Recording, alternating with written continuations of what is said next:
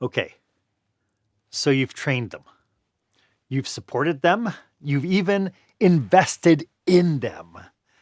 And then, well, your best people leave.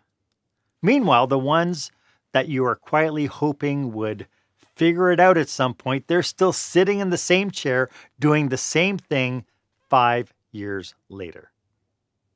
That's not bad luck. That's a system problem. And that's exactly what we're uncovering today on Marc Haine Live.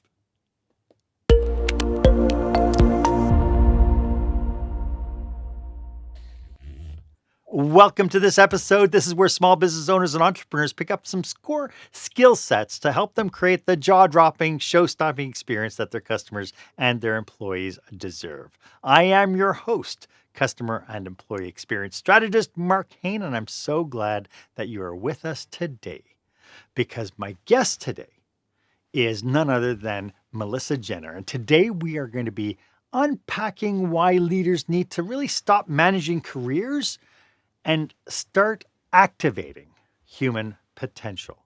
So stick around with us. My only ask is if you know somebody who could use this information, please make sure you share a link with them. Let them know that you came across this topic and they might be able to find value in it. And please do make sure that you subscribe to this show. That way you'll get notified when we bring you fresh new content each and every week. Okay, so there is a moment every leader faces, but nobody really talks about. It's the quiet realization that the career conversations that you're having with your team aren't actually helping anybody grow. In fact, they might be doing the opposite because, unfortunately, your people don't need more advice. They need another training. They don't need another training program, and they definitely don't need a scripted HR development plan on page 35, halfway down, where you have to fill out that form. They don't need that. What they do need is clarity. And right now, most of them don't even have it. And if they don't have it, well, they're either going to disengage or they're going to leave. And that brings us to our question of the day.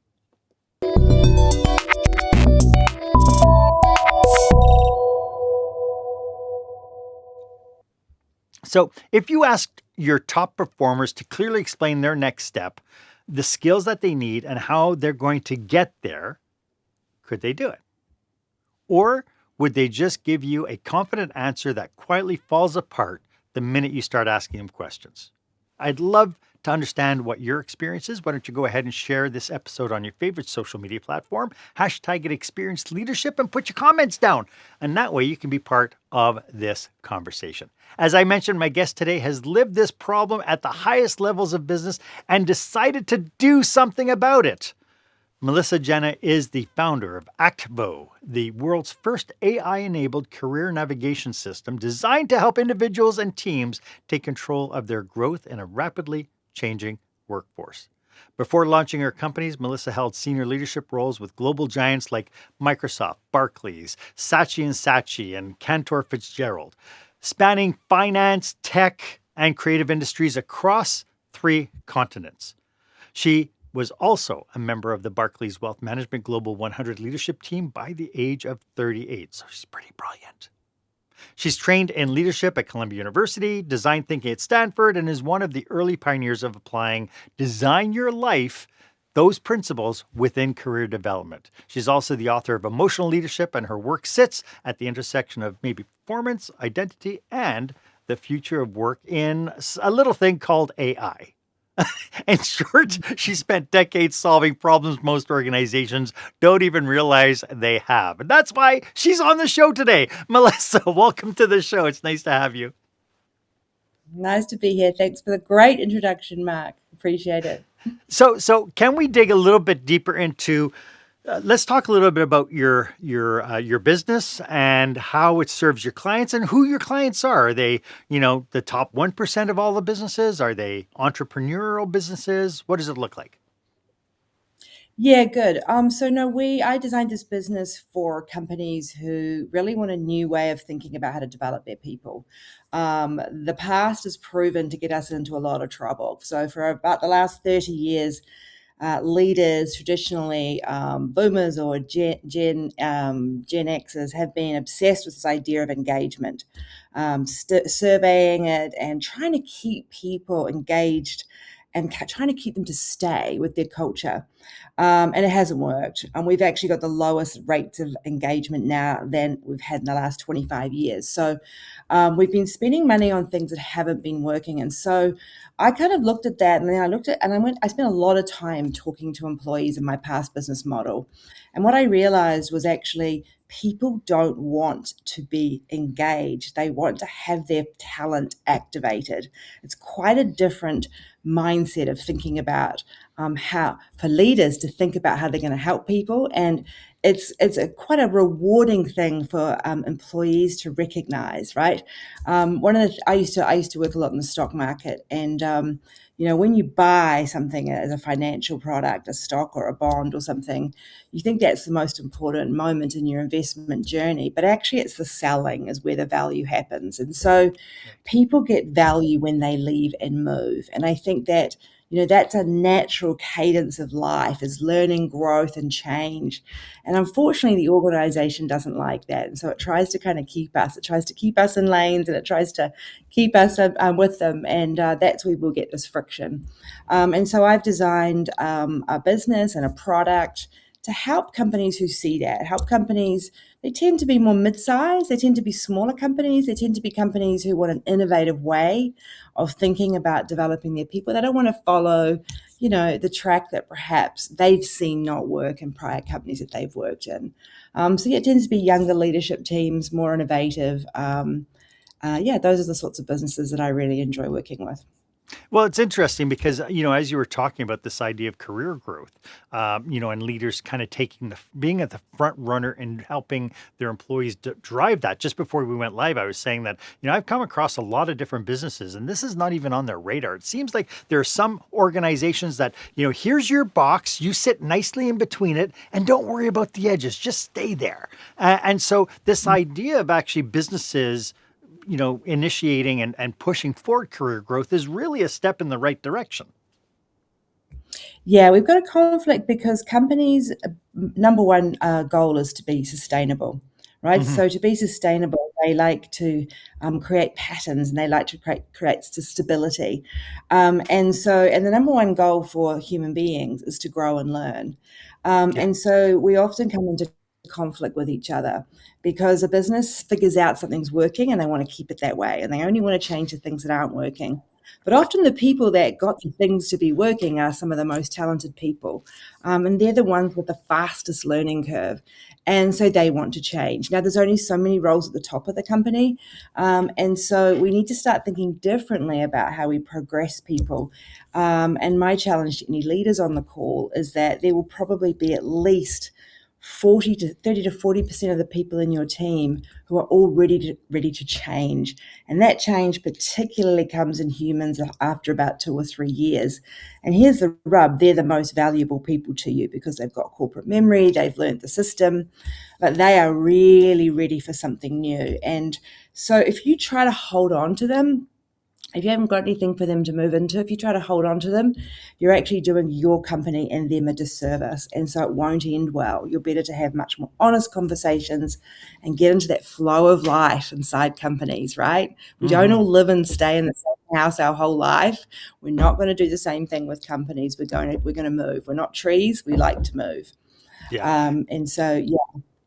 It's interesting because I've worked with organizations, and I get the baby boomer kind of response of, if I train my people they might leave, and then of course we throw back at them, it's like, well, if you don't train them they might stay, and that's a challenge. But now we're talking about kind of the next evolution, which is something that I've kind of it's been my driving force whenever I've been in any environment where it's like, I think as leaders, we have an obligation to be a legacy in somebody's development. Like they come in and they're going to learn their skills and we're going to be there to help coach them forward and so on. But I think at the same token that we owe them some level of legacy planning, some area where we help them just be better human beings in the scheme of things. And I know people are probably, some people watching goes, no, it's all about my profit and my customers, and the rest of it will take care. And I know it doesn't. So where do most organizations get this idea that when they decide that, yeah, I want to start developing people because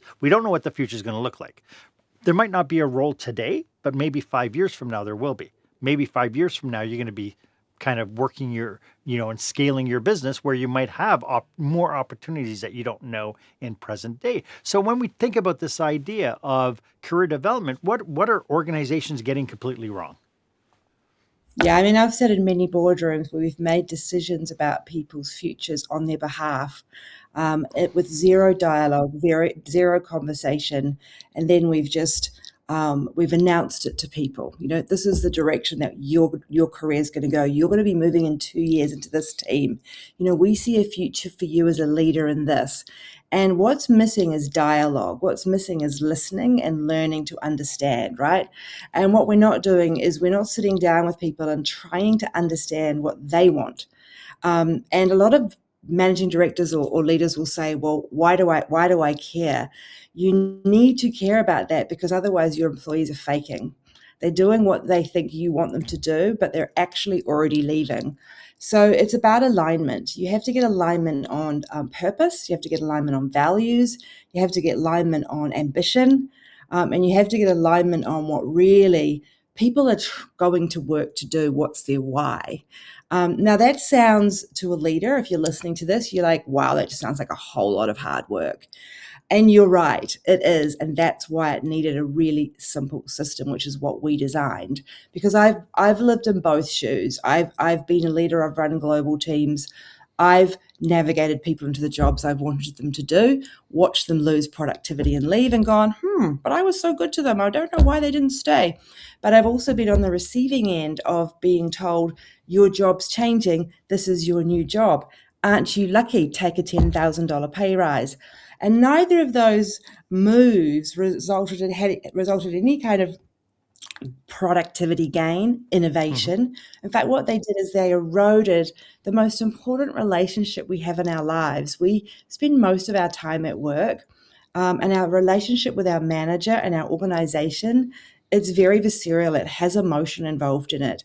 And so therefore, running cold processes over the top, you're going to kill the flowers, right? And so I'm very encouraged that leaders, younger leaders today, I hate it when we talk about young and old leaders, because I actually think leadership is a mindset.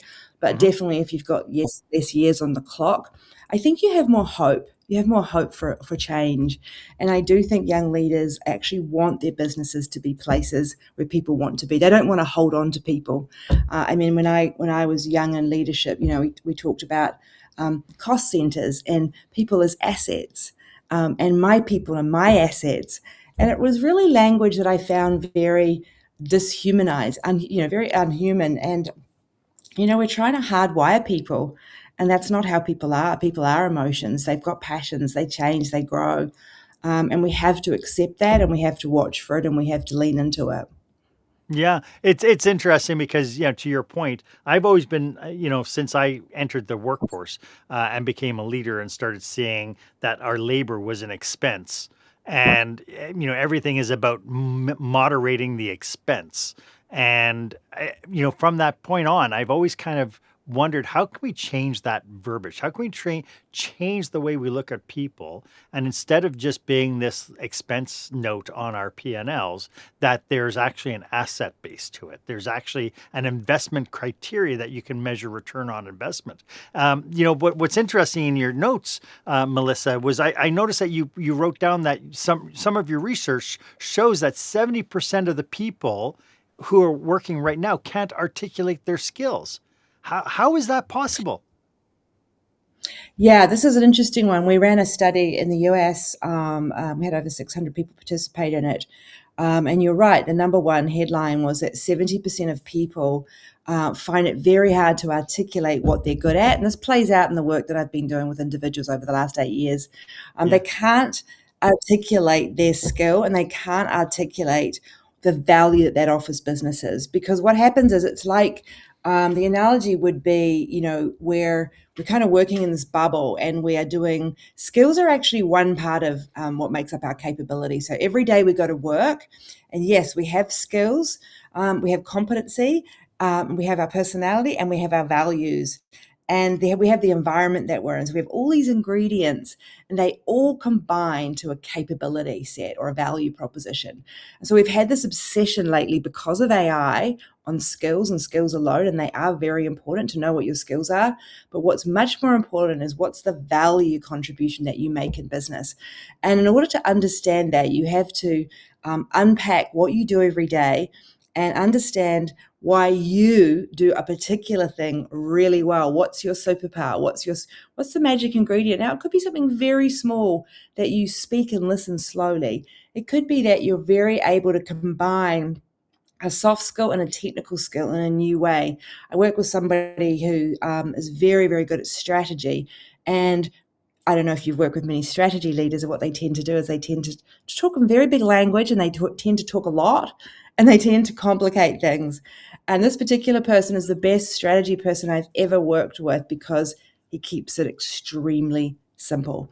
He also listens. He's got the superpower of how he communicates strategy. He probably isn't any better and technically as anybody else, but it's the way he brings it into the workplace. So it's very important that we know what makes us really good, so we know how we can grow and we know how we can transfer.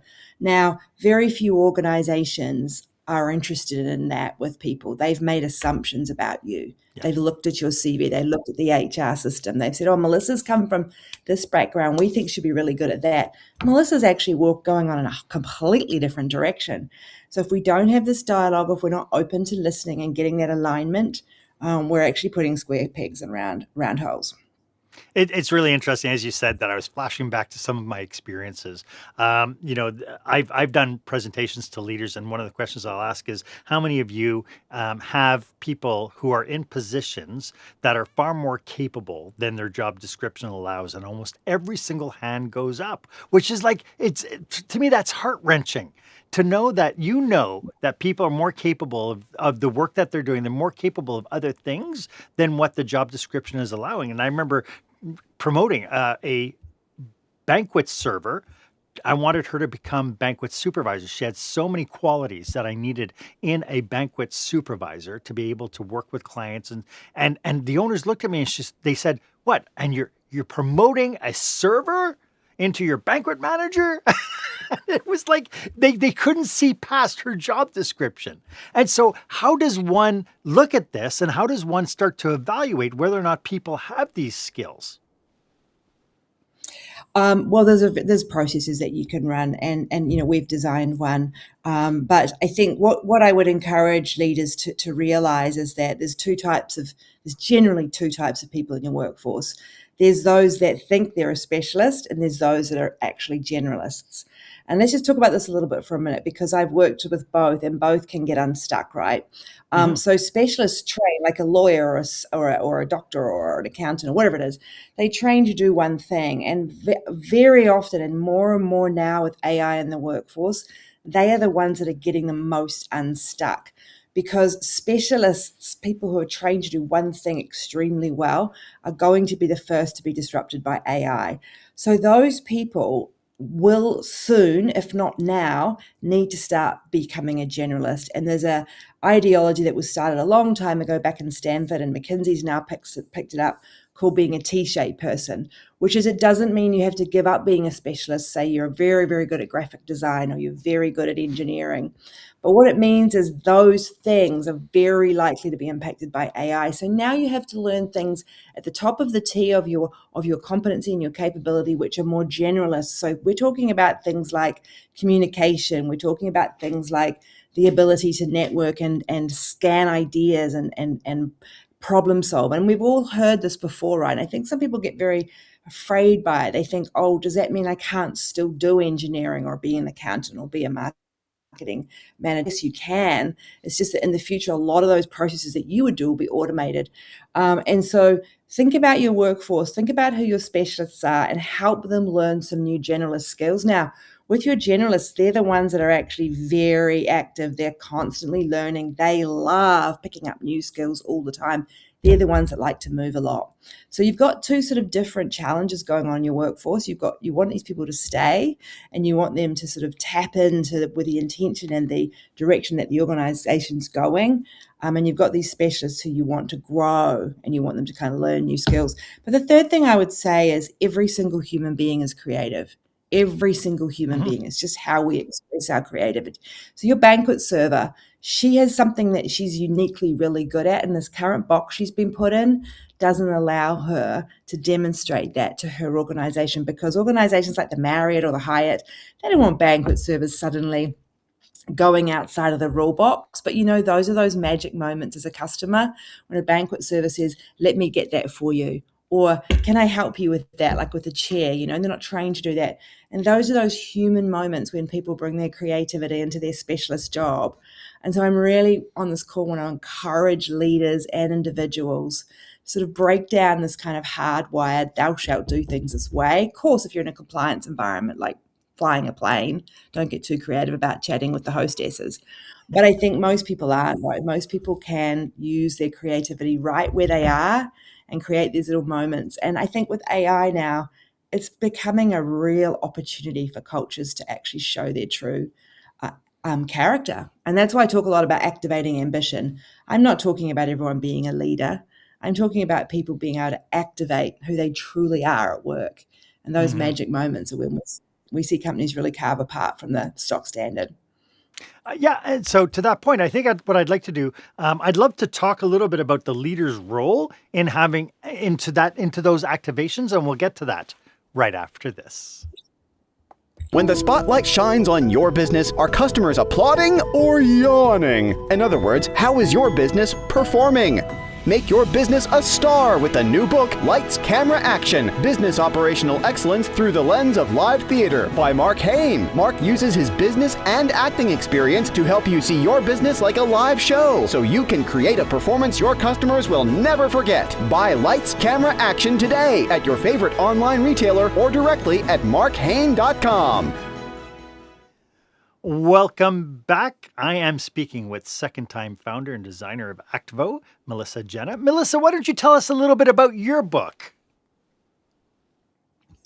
Okay, so Emotional Leadership is a book I wrote about how I believe leadership is changing in the age of AI. And really what sits at the heart of this is this idea that whilst we're having this tornado come through the workforce and change everything, emotions are heightening, right? Humans are fundamentally wired to express.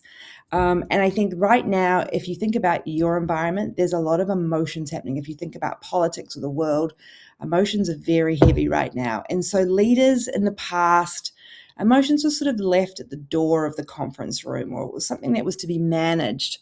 Whereas I see in this world disrupted by AI, emotions as a superpower in leaders in a couple of ways. Number one, being able to observe, see, and act early on emotions that could either disrupt the work that people are doing, or in fact, superpower and supercharge the work that's being done. So if we're seeing people, really leaning into something and they're emotionally it's bringing them joy or it's bringing them energy, why is that? And why would we try to stop that, even if it's not on our kind of current work plan? On the other hand, if we're seeing emotions of toxicity or negativity, why is that? Where is that coming from? And how do we manage that? And so for me, I think leaders learning how to really listen for the signals of emotions and really tap into them and use them as a way to understand the culture of people. Everybody always has an emotional reaction to change. And right now, everybody is experiencing change. So emotion is very high. And I believe that this is the time when leaders need to start, really managing those emotions and looking for them and turning them into energy power. Yeah. You mentioned emotions are a big thing. Would it be fair to say that a lot of the emotion is tied around fear and around uncertainty, and maybe even our leaders aren't equipped to help them deal with that? Yeah, so in my book, I explore what I call the emotional triad. What tends to happen in most families, relationships, or organizations where you've got people working closely together is there tends to be, often if there's an argument or disagreement, there tends to be two sides, right? And at work, the two sides that I took were fear and love, right? And so, often, as you said, there's often two things going on when any kind of challenge comes up. And usually people are driven by fear or love, and there tends to be this conflict, right? Like, but why don't you want to do that? Because somebody really loves the project and they love the direction that this is going in, but somebody else is quite fearful. So there's a third emotion, which is what I call the triad, which is sort of a disabling or an encouraging emotion. And what I talk about is hope. And in times like this, when there's a lot of fear in the world and in the workplace, and there's people desperately trying to bring love back in, it can be very polarizing, right? They're very opposite emotions. And so what's more helpful is to think about the middle emotion, and hope is a moderating emotion. Another one is creativity or curiosity. And so when you think about hope, hope is about having people having vision. Hope is about people being able to see different ways forward, right? It's not one or the other. And hope is about people having agency. Hope is about people feeling empowered and enabled to access that vision, to go down that pathway for change. And so I think when you're seeing these opposing emotions in the workforce, think about what's the emotion you can bring in that will bring people together, and give people. That's why I love hope, because it actually it's very empowering, and everybody, when you're in those conflict moments as a leader, some people hate AI, some people are so passionate about it, right? And there's always arguments happening or disagreements around ethics and morals. But let's talk about what's our vision for AI. What are the pathways in which we could use AI? And how can we give you agency over AI so we're not asserting things on you or taking things away from you? That's hope theory. It was pioneered in the 1980s. And so I haven't invented that, but I've just put that into that triad of emotions. That's an example, right? And the emotional triad is something you can take into families and relationships as well. But I think leaders increasingly now, as the world is becoming very, very volatile, they need to start also not managing just strategy and costs and customers, but they need to be navigating and watching emotions. And here's the interesting thing about that. I know you're going to want to change topic, Mark, but real quick, AI doesn't have emotions, right? Human beings have emotions. It's the last bastion of what makes us unique creatures. And when we partner our emotions with extremely good products like AI, that's where the magic happens. And so I think emotions its time has come, and that's it's not a new idea. Emotional leadership's been around for a long time. Emotional intelligence, but I'm talking about how you bring it into your leadership style. Yeah, I love that. For the people tuning in, Melissa, how can people get in touch with you if this is resonating and they need some help? Just drop me an email, melissa@activo.ai. It's actvo.ai. Look at our website. You can find my details on there. I offer 3 free 30-minute consults with anybody who wants to talk about leadership. Sometimes it's really hard for leaders to figure this out. And so having somebody independently they can just have a quick conversation with. They can access my book. I'm really happy to send it to anyone for free if they get in touch with me. I've got a lot of really good stuff on my website under my blog, and I also have a Substack. I love that. It's interesting because, it seems to me that, we had back in the 90s, we had this terminology about being a lifelong learner. But it really seems to me that leaders now more than ever really have to learn how to learn again. Yeah.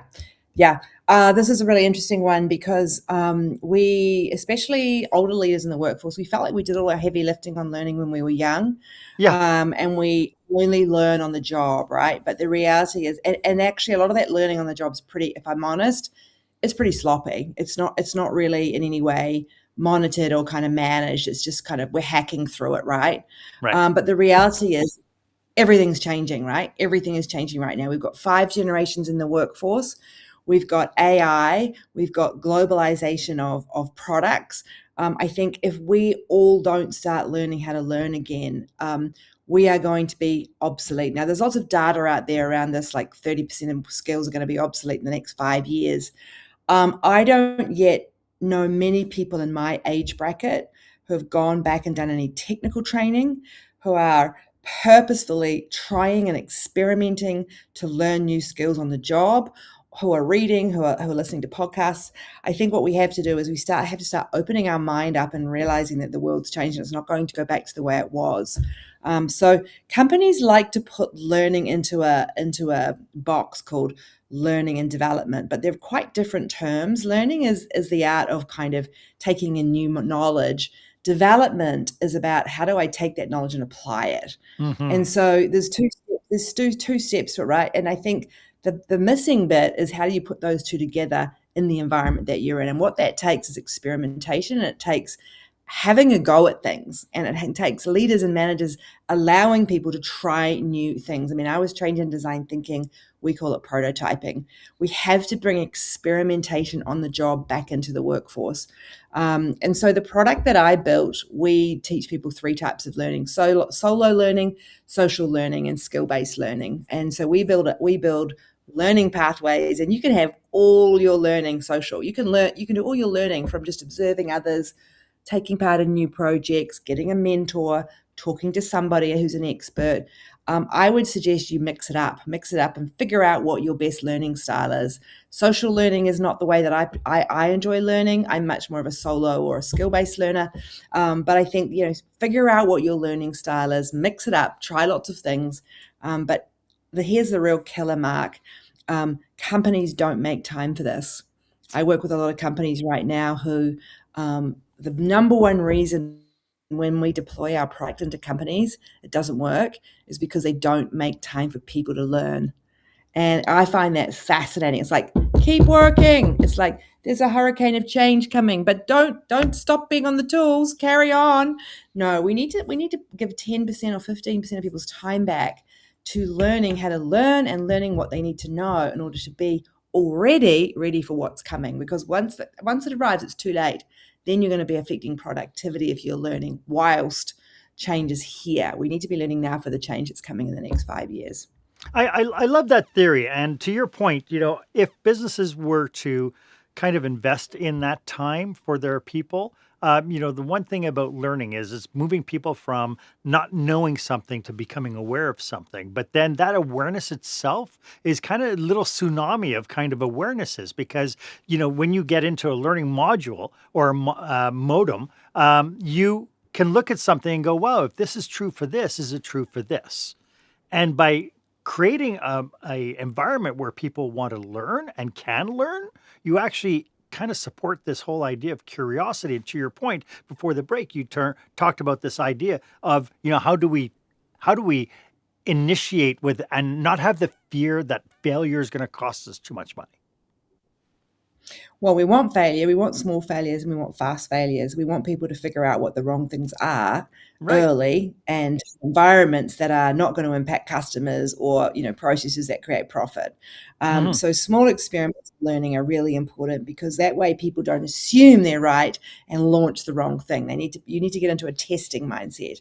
And I think that's really important. The other thing is that, there's so much emphasis on structured learning that the organization has predefined for people. If we go back to the first conversation we had about people's desire to grow, people naturally want to learn into things that's going to enhance their life journey. And so the most effective learning, statistics and research tells us this, the most effective learning is that which people choose. So there's a new type of learner now called self-directed learners. And there's a lot of evidence, which I'm happy to share with anyone offline, it's on my blogs, about how self-directed learning, i.e. where you've allowed people to learn what they want to learn, is the most effective way to help people grow, as opposed to saying, here you go, Mark, these are the 3 things we've decided you need to learn next. Here are the manuals. Really yeah.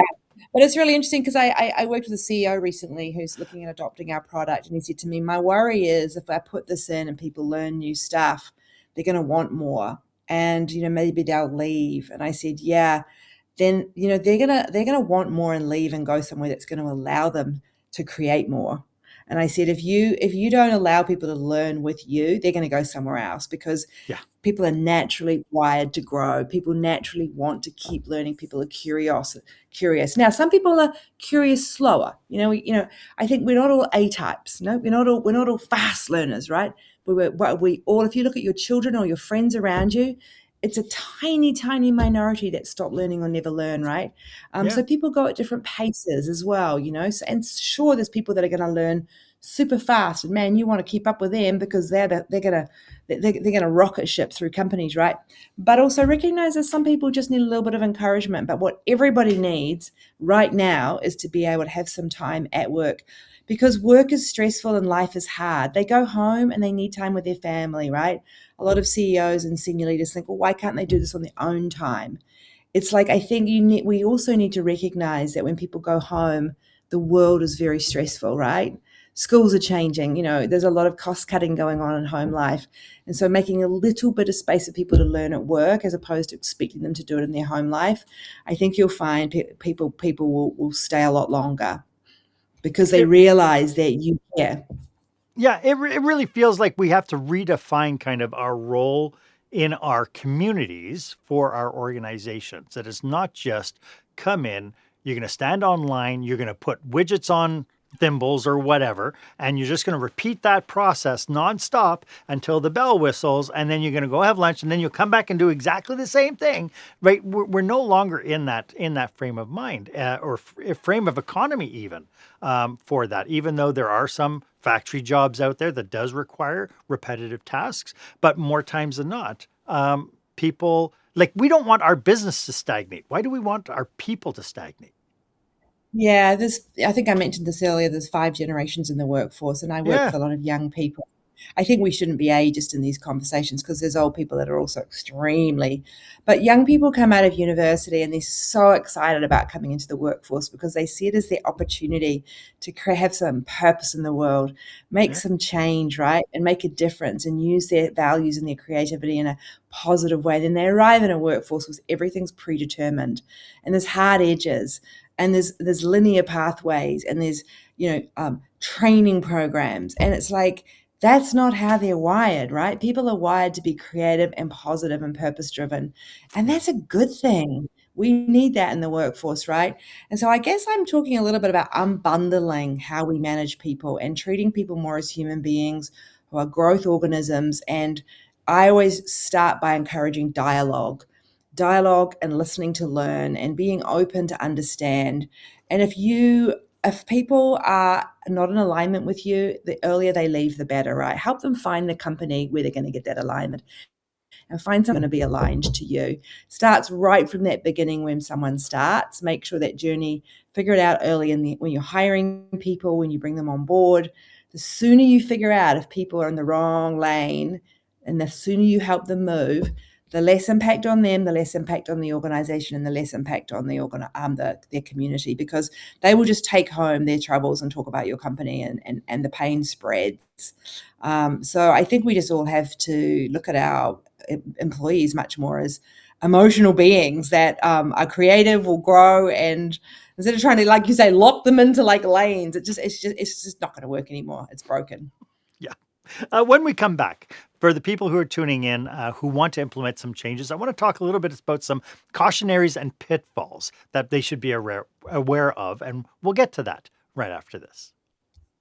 When you're delivering an important speech to a huge audience, it's easy to lose your place or go way over time. Give yourself an advantage with the Pro Speaker Presentation Speech Timer app. No more checking your watch or calling for time. The Pro Speaker Presentation Speech Timer app keeps you on track with easy-to-see timers, even changing color for visual prompts during your speech. And you can set audio cues to practice, or set it to vibrate so you don't even have to look. Be the pro you know you are. Download the app at speakerpresentationtimer.com.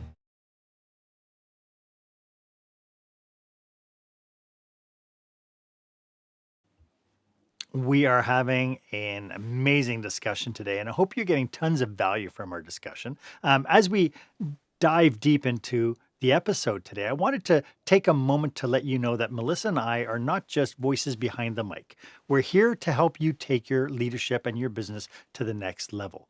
So whether you're looking to empower your team, enhance your customer and employee experiences, or simply you need fresh, actionable insights to help you navigate today's business challenges. We're available for leadership retreats, conferences, tailored workshops, whatever you need. Feel free to reach out to us. Our contact information is in the show notes. Melissa, through our conversation today, I get a sense more that this is much more than just an HR policy or something that gets diverted to the HR office. What role should HR play in all this, and how should they contribute to make sure that leaders are on the track to be able to help their people? I have a very controversial view on this, which is organizations should start out with the belief that they don't need HR. Mm. I have a strong point of view, and this is going to get a lot of people offside. But if you think about it, right, what happens in a company is you have a founder or a managing director who hires a team, and that team's job is to hire the next group of people. And what happens is, as the company gets bigger and bigger, people decide that that's a really hard job. Let's give that to somebody else to figure out the nitty gritty and the knots and untangle stuff. Guess what? That is the job. That is the job. We are going to have machines soon that are going to write all our processes, manage a lot of our risk. Our job is to grow people.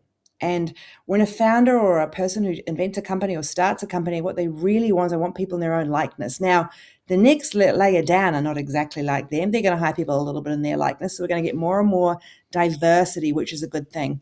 And that's the leader's job, right, is to bring out the best in those people. We now have AI agents. We have, if you want to figure out what employment lawyer is, if you want to figure out what a good CV looks like, there's a lot of technology that can help you now as a leader. And I believe the businesses of the future may have one or two people who are in people support when things go wrong and there's conflict, but I see them more as coaches as opposed to people who are running processes. And so my vision for the future is that we have organizations that don't have HR. When you outsource your people problems to HR, or when you get HR to build learning plans for your problem, you're treating everyone as the same.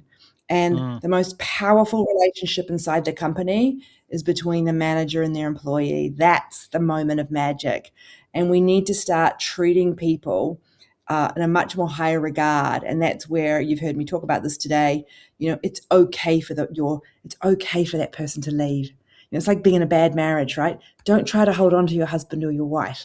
If they're in the wrong place, you're not going to change that, right? You can try to change it, but you're not going to. If people need to leave and have a different experience, that's what they need, right? And so it's sort of like, if you love them, set them free kind of thing.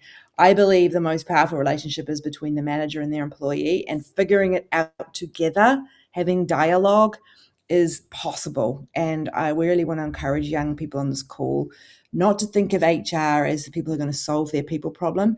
They should be the coaches to support you in your journey of working with your people. So it's interesting as you were saying that, because in my mind, HR, we need to redefine the purpose of HR. As far as I'm concerned, the best organizations who have HR departments, the HR departments are their values system defined and the true north definition of the organization. So because what I fear is that when to your point, the closest relationship anybody has is going to be directly to their manager. Well, when you have a bunch of these kind of work bees kind of within these kind of like siloed relationships, we can lose values, we can lose our sense of why we do what we do, and we can really lose kind of that mission, true north mission of, this is the direction that we're going into. And I see this all the time. Like I've seen in municipal governments where it seems like they have a lot of siloed components of it, and really the left hand doesn't know what the right hand is doing. So how do we accomplish what you're talking about, but do it in a way that we can maintain the sight on what is our true values that we want to live as an organization, and how do we instill that within everybody who is taking up a role with us? That's the leader's job. That is the job of a leader. And where leaders are outsourcing to these poor people in HR, we really do feel for HR teams at the moment. I feel like this is getting hard. Let's get HR involved. And, I think it's about human relations, right? It's not about human resources. It's about And if you're a leader in a company and you can't get on and agree with your leadership team what your values are and how you, I have been in many, many leadership teams where we have done the hard work. We have figured out together. We've butted heads. We've negotiated. These are our values. These aren't. This is how we're going to measure people on those values. We haven't outsourced that to some poor 30-year-old in an HR team to figure it out for us. Why should we abdicate our responsibility? We're paid to be leaders, right? And I believe that's what I'm saying. I think in the future, human resources people will be there as coaches because you're right. We will sometimes have fallouts and we have disagreements, but they're going to be much more about psychology and much more about resolving conflict in human relations than they are about doing the job of a leader. A job of a leader is to have strategy, have vision, make decisions, unite people around that, and resolve problems. Honestly, and I think why half of what I just described, we get HR teams to do. And I have great admiration for them, but I also think that as leaders, we've got to take back what our job is, particularly now that there's so much change in the organization. People will look to leaders for what a lot of the stuff that in the past we might have looked to HR to do. And that's why we've been talking about this relationship around how learning comes in and growth and development comes in. Leaders have to own that. You can't outsource that. I love that. And that makes perfect sense because that was kind of the direction I was going was I want the human resource person, the human relationship person to be there to help coach leaders and be kind of a conscience to the organization so that leaders come to them and say, I have this particular problem. I just need guidance on the direction to go with my people. Right. And they become the ultimate coaches for the leaders. Yeah. Yeah. Because HR law is available to everyone, right? Like, sure, you can get a lawyer involved or a legal expert, but the reality is the main job really is to improve human relations and keep people on track. But the leaders set that vision, right? And then they're the support people. They're important people. We need to reframe who they are. I see them as coaches to culture and coaches to leaders to help everyone stay united, right? Because this is a troubling time. So they should be the cheerleaders of leaders. And we just need to be, reframing that whole part of the workforce. So as people are tuned in, there, people who buy into kind of our conversation today and they realize they have to make a change. Are there any pitfalls or cautionaries they should be aware of as they try to want to shake up kind of the status quo and their culture to be kind of more human centric in everything that we're doing? I mean, I'm trained in human-centered design, and essentially any change that you're doing inside a business is human-centric design. Right. And so think about if you're wanting to make effective change in your culture or your system or your leadership team, you have to start with the number one step of human-centered design, which is empathy. Empathy-based research, which means you have to go out and understand what's happening, understand actually truly what's going on, understand what people feel, what they think, what they do. We've got to bring these emotions back in, and you've got to spend a long time understanding what people want to change and synthesize what you've heard into a point of view about the opportunity for the future. And that's where the design of change starts. It doesn't start with your idea. If you go into a change process with, I know, I've got this great idea, we're going to get rid of HR. And I know, I've got this great idea, I'm going to let everyone learn whatever they want. No. You started with an idea. Your motivation's good. You underneath that, you've got some underlying goal. Go out and listen and talk and learn what's going on right now and what people really want, and synthesize your data into a point of view of what's the real opportunity.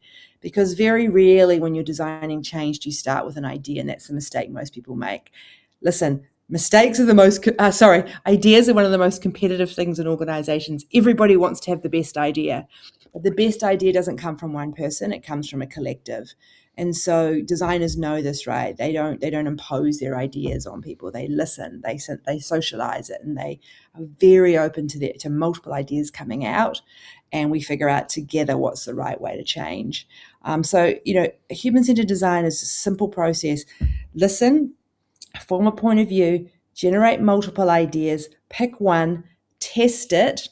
If it works, keep building on it. If it doesn't, go back to the ideas, go back to the point of view, go back to the empathy. It's a cyclical motion of learning, and it's super simple. There's lots of good tools out there. I'm really happy to give people some of my own tools for comp.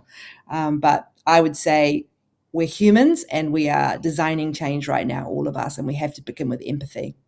Yeah, I love that. And, that's just in the world of uncertainty and friction, empathy, I think, is one of those superpowers I think we need more of. We need to just stop for a second and just be a little bit more empathetic around how people are perceiving their world, right? Melissa, this has been such an amazing discussion. Do you have any last thoughts about what we've talked about today? Yeah, I was just thinking when I went to Stanford, a great professor said to me, he called me out actually, because I was a very fixed mindset leader. He said, I'm going to give you 3 words as a leader that you need to start using more. And it's just shocked me to my core. And the 3 words were, you need to start saying more, I don't know. What do you think? Yeah. And it was superpower for me because as leaders, we're trained to have all the answers. And actually, when you start thinking as a leader, I don't have to have all the answers. What I have to do is understand. And that was probably, I'd say, in a time of volatility and a time of change, as leaders, let's start listening, having empathy, learning, and just you don't have to have all the answers. Amongst your team, your people are creative. Your people have so much more talent than you see. Get out, walk the walk, go spend time with people, have conversations. Don't have ideas, just listen, and it's okay not to know, and you'll find the answer if you do more walking and talking. Love it. Melissa, could you remind everybody one more time how they can get a hold of you? Melissa at actvo.ai. It's Melissa with 1 L, 2 S's, and it's actvo, actvo.ai. Terrific. Hey, I want to thank you so much for making time today. I know it's super, super early where you are. I really appreciate you being here and sharing your knowledge and your passion with me today. This has been brilliant. Thank you for having me, Mark. I've really enjoyed it. Yeah. Why don't you let me know if this was of value to you? As always, my offer stands. If you would like 30 minutes of my time to brainstorm your business with you and your team, feel free to book yourself on my online calendar. The link is in the show notes. It's the one that's marked meetwith.marchaine.com. It would be an absolute honor for me to be of service. And while you're at it, check out Melissa's website. Check in with her as well because she's a wealth of information. She could really help you if your back is up against the wall and you need some guidance. We can't do this by ourselves, folks. We have to be able to shake ourselves out of our little bubble and we have to ask for help. And Melissa's a perfect expert to help make that happen. Hey, while you're at it, why don't you go ahead, leave a comment or review about this episode? Was it handy for you? Did you get lots out of it? I'd love to get your feedback. And also, please make sure that you're subscribed to this podcast. That will give you heads up when I bring you fresh new content each and every week with another brand new expert to help us work on our business, not just in our business. Thank you so much for joining me today. My name is Marc Haine. I hope you stay safe, stay healthy, and I hope you dare to be the exception. See you next week.